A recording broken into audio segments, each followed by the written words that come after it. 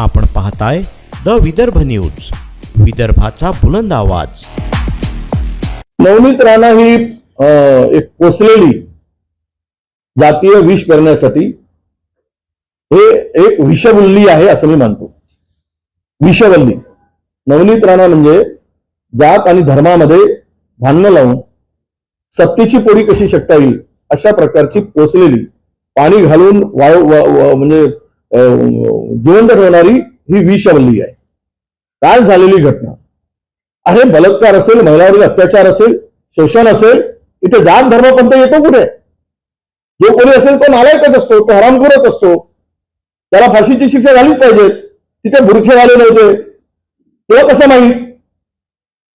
नवनीत राणाला कशाच्या आधारावर बोलली? तोंडात आलं, तोंडाच्या वापा बाहेर करायच्या।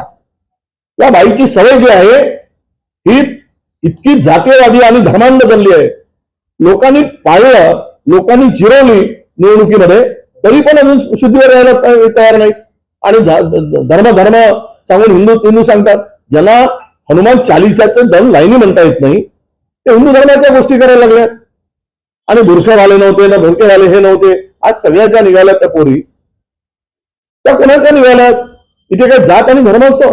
हराच्या संदर्भात भ्रम काढणारी बाई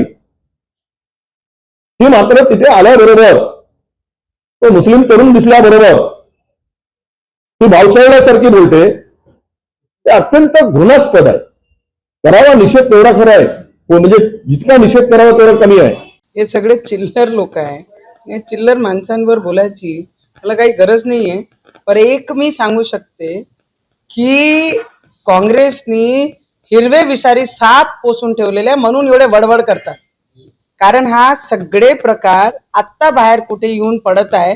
काँग्रेसच्या काळामध्ये हे हिरवे विषारी सापांना जपण्याचं काम आणि त्यांच्यावर हा सगळे प्रकरण दाबण्याचं काम काँग्रेसने केलं होतं। पण आता ते बाहेर निघत आहे। पण हे हिरवे विषारी जेवढे साप आहे ना, त्यांना ठेचण्याचं काम आमचे देवेंद्र फडणवीसजी आणि आमचे देशाचे प्रधानमंत्री हे करणार आहे, त्यांना सोडणार नाही। पण हे जे चिल्लर लोक बोलतात आहे ना, त्यांनी हे सगळी गोष्टी, आणि आम्हाला माहित आहे की महिलांवर किती प्रेम करतात, महिलांना किती मान सन्मान करतात। आता सगळे पूर्ण देशाने विश्वनी पाहिलेलं आहे महिला आरक्षण बिलावर जेव्हा त्यांचे सपोर्टची गरज होती महिलांना, तेव्हा त्यांनी कशा विरोध केला हा पूर्ण जगाने पाहिलेला आहे। तर या चिल्लर माणसांनी आम्हाला समजून सांगू नये की आम्ही काय केलं पाहिजे। हिरवे विषारी सापांना ठेचण्याचं काम आम्ही करणारच। आणि हे चिल्लर जे लोक बोलतात आहे ना, त्यांना माझं एवढंच सांगणं आहे की महिलांवर बोलायचे पहिले तुम्ही तुमच्या घरातही पहा की जे हिरवे विषारी सापांना तुम्ही वाचवण्याचे जे काम करत आहे, तुमच्या घरी सुद्धा मुली आहे, ते पाहून जरी कोणाचे वर बोलण्याचं काम करा तुम्ही। तिथे बुरखेवाले नव्हते तुम्ही असं म्हटलं, तर सर्व आमच्या मुली, त्यावर त्यांनी म्हटलं की नवनीत राणा या कोणा, मला असं वाटते या चिल्लर माणसांनी TCSचा प्रकरण झाला नाशिकचं, तेव्हा का वडवड नाही निघाली बाहेर? तेव्हा हिरवे विषारी सापांना जपण्याचं काम करत होते, वाचवण्याचं काम करत होते, त्यांच्यावर बोला।